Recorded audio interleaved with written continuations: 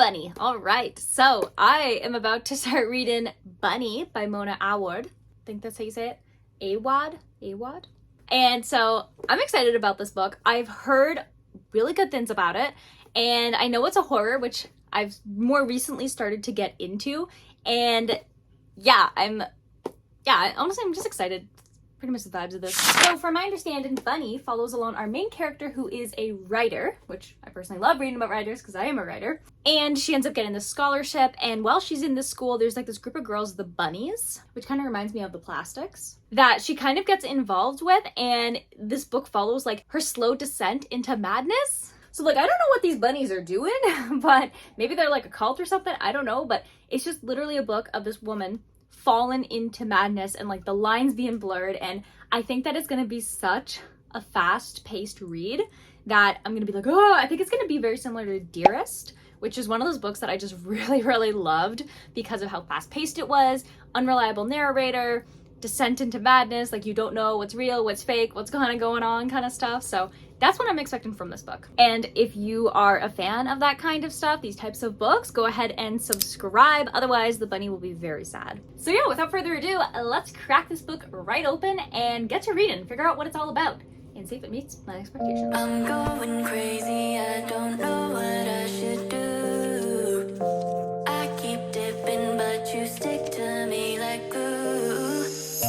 Try to listen, but all that keep coming.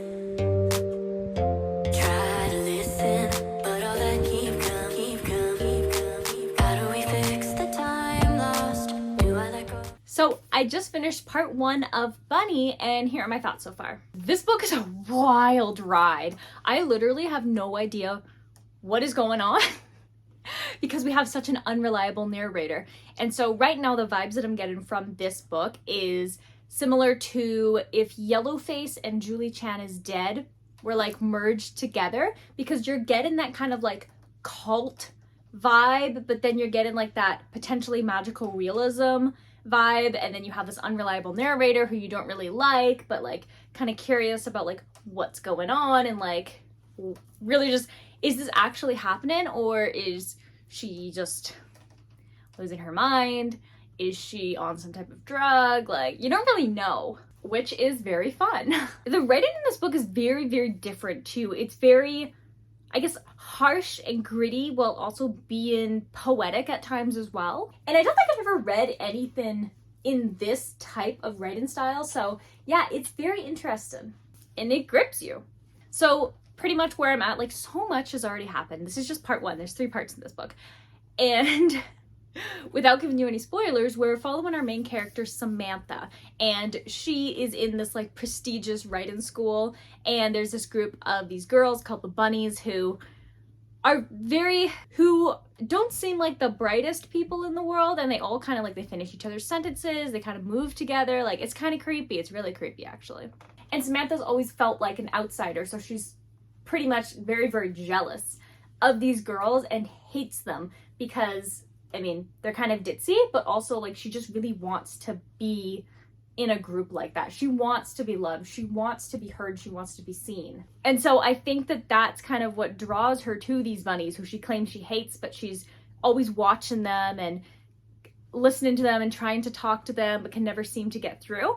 And she has her own barriers as well that is interesting, that I don't want to like say too much on, because I don't know if that's true or if, I don't know, it's hard to say. But when you have a character like Samantha who's very vulnerable and closed and just wants to be loved and stuff, it's easy to see the draw of wanting to be in these groups of these super close-knit girls.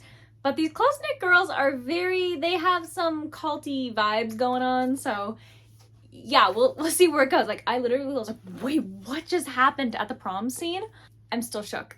And I don't even know if that actually happened, or if that was just something like she imagined, or she was like having a hallucination. I have no idea, but it was like, what?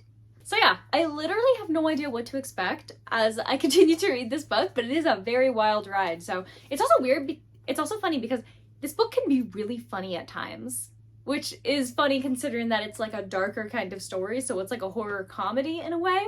But I don't know, yeah, I feel like this is one of those books that I'm like, I don't understand what I'm reading, and then when I finish it, I'll know kind of like what the heck happened. But right now I'm just very confused, but not in a bad way. So I'm going to continue to read Bunny, and I'll update you when I finish the second part. So I will see you then, potentially even more confused.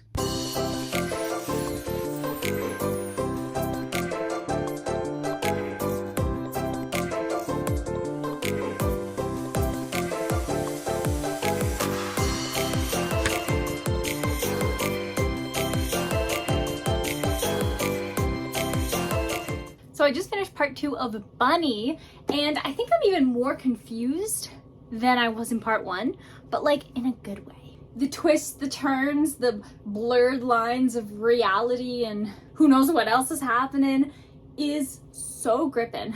I cannot stop turning the pages. And we have a new character who's been introduced as well, and we don't really know his name, really, but he is potentially real, or he's like one of the Bunnies' creations. Not really sure. But he's interesting because like he seems to be more advanced than the other kind of like darlings that the Bunnies had made before. And there's just like so much happening that like I don't even know how to, this is a very different, like this is such a roller coaster of a book that I just want to keep on going, like figure out like what the heck is happening? Is any of this real? Is some of it real? Is this all like a drug-infused delusion? Is this like a story that's being read out loud in the like cave workshop area? I have no idea, but I love it. And then Ava and Samantha's friendship, like it seems more than a friendship. Like I'm pretty sure that Samantha is like secretly in love with Ava, and she's never pursued that. And so I really hope that there's some like Ava like saves her from these bunnies, like this cult thing that's happening, and then like they realize that they love each other, and then they're like happy and she graduates and they go off and do their fun writing and drawing kind of like adventures and stuff, because like she obviously loves her. And I don't know if Ava loves her that way or if she just loves her as a friend, but I'm gonna hope that they get their happy ending together. So I'm going to continue to read Bunny, and I will be reading the third part now. So that's the last part of this book. So yeah, let's see how this book concludes.